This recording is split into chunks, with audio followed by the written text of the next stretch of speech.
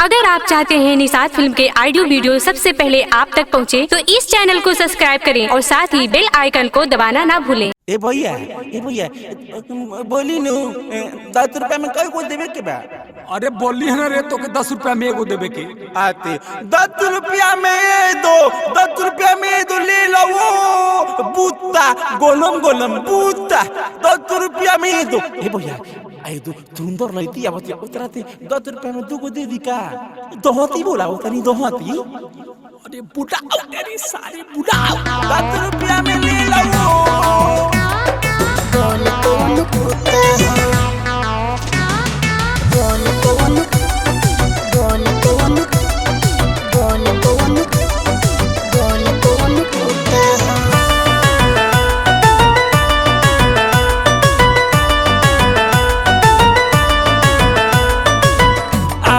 खाल गोरी गरम गरम भूटा हो, आवन खाल गोरी गरम गरम भूटा हो।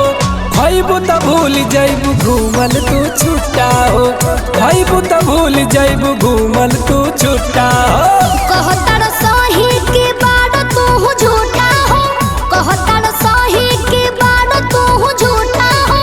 बोलता रो ऐसे जैसे बोल कौन पूता हो, बोलता रो ऐसे जैसे बोल कौन पूता हो।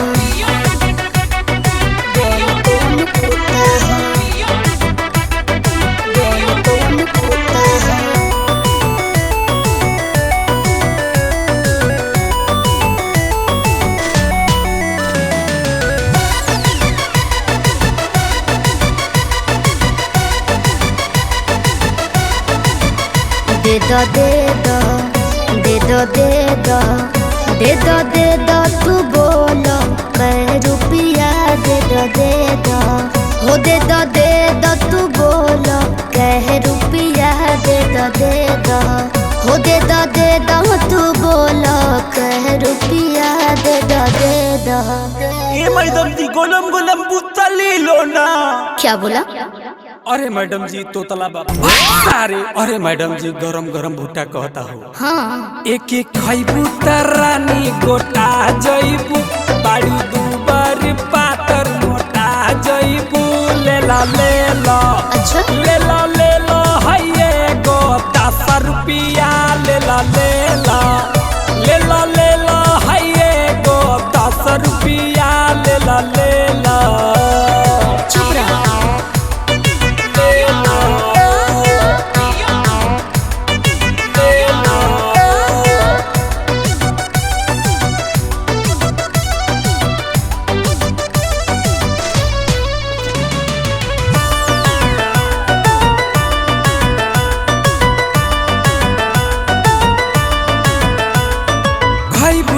खाला तू नाय रानी कबो ना ढली तो हर जवानी। अच्छा सुनो हम के सुनाबो ना इतना कहानी, देत नहीं कब से खड़ा हम बानी। दे दो दे दो दे दो दे दो दे दो दे दो तू बोलो कै रुपया दे दो हो दे दो तू बोलो कै रुपया दे दो हो दे दो तू बोलो कै रुपया दे दो। ए भैया तवा में दला के दिखाओ ना कितना गोलम बा। चुप अरे कलियनिया फिर पिताजी भी तू बस कोयला धटका डरे। लइका खा ले तो हो ले जल्दी सया, बुढ़वा खाई के होले जब। ले ला हइए गो 10 रुपया ले ला हइए गो 10 रुपया ले ला।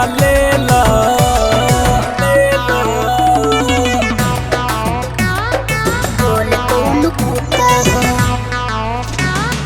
बोल कौन बोल कौन बोल कौन बोल कौन पूता हो।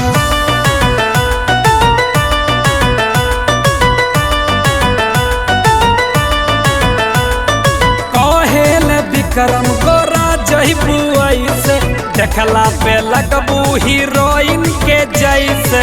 अच्छा सुनो, अरे हमके बताब भय देब कैसे, देब उधार की लेब तू पैसे।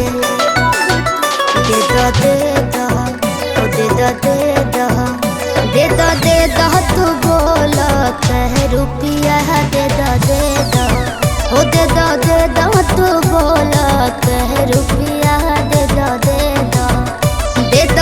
दो तू बोल कह रुपिया दे दो हैला अपन 10 रुपया। ए मोय दद्दी लू जाके लेबू नु तो 10 रुपया में 2 गो ले लो।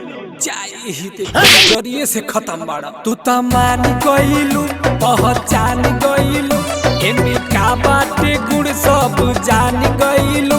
लेला लेला लेला लेला हैये गो 10 रुपया लेला लेला लेला